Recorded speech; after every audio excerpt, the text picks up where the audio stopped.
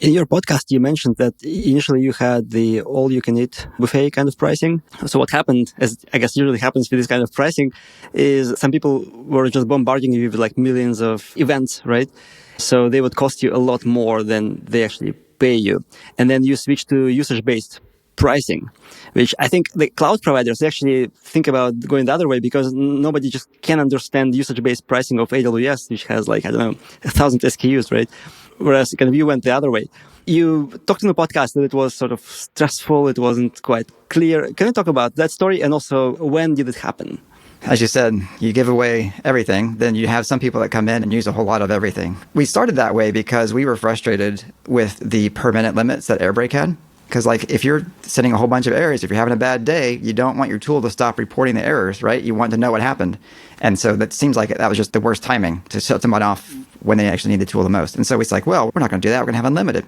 We learned along the way that was bad. One reason is because we as a team, we had always like, if there was an error, we would hop on it and fix it.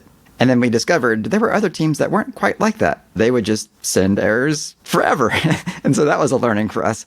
Over time, we figured out, okay, there is a certain class of company that they have some level of errors that is just noise. And they're just not going to get around to fixing because they got more important things to do. It makes total sense. But that was beyond our area of expertise. That was not our experience. But we understood after a while that's how plenty of teams operate. And then we also just saw like there was this wide spectrum. We didn't really anticipate that we would have customers who would send us one error a month, and then customers who would also be sending us millions of errors a month. And so it's like, oh yeah, I guess there is a big spectrum of size of companies, So again, that jumping into things, being a little naive.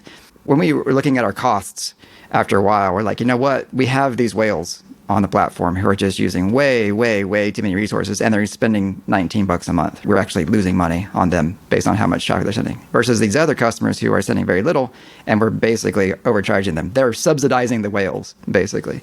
And we're like, that's just not right. We got to figure this out. And so we spent months thinking about what kind of pricing makes sense. We were very nervous about it because we had this commitment to unlimited stuff, and how do our customers accept this? So we handled that by just allowing customers to stay on their old plans when we launched the new pricing. When we did launch the new pricing, we made the mistake of actually announcing that we had new pricing. And because we allowed people to stay on their old plans, everyone looked at the new pricing, and anybody who could benefit by downgrading did, or I should say upgrading to the new plan, they did. And anybody who would be paying more, they just stayed where they were. So revenue just like dropped. We were just holding on bare knuckles to our desk. Like, oh, did we just ruin the business? Did we sink ourselves? I remember Star was particularly nervous. And I was just like, just hold on. It's going to work out. But I wasn't sure. I was just hopeful. I just believed. It did work out. After a few months, new signups started coming in at the new pricing, and it started working out. And then eventually, we still had some customers who were like 5 or 7 years later, still on that old pricing, still getting just way too much. And eventually, we had to reach out to them and say, hey, this is not working. And I wrote this like book of an email saying, this is when you signed up. This is when we launched this new pricing. This is why we did it. This is how much you're sending, blah, blah, blah. Let us help you reduce your volume, blah, blah, blah. Anything to keep them around. And basically sent that out to some of the biggest whales and to get them on the new pricing. And everyone was cool with that. They understood like the value we provided and understood that they had a pretty good deal for a very long time and that it was unfortunately going away. We only had one customer actually leave us over that. So that's fine. We felt like that was a good thing, but it definitely changed the trajectory of the company. No doubt. Like you can look at that moment in history on a revenue chart and you can see clearly when we made that decision. If I remember correctly from the podcast, your revenue actually only went up from there. Is that right?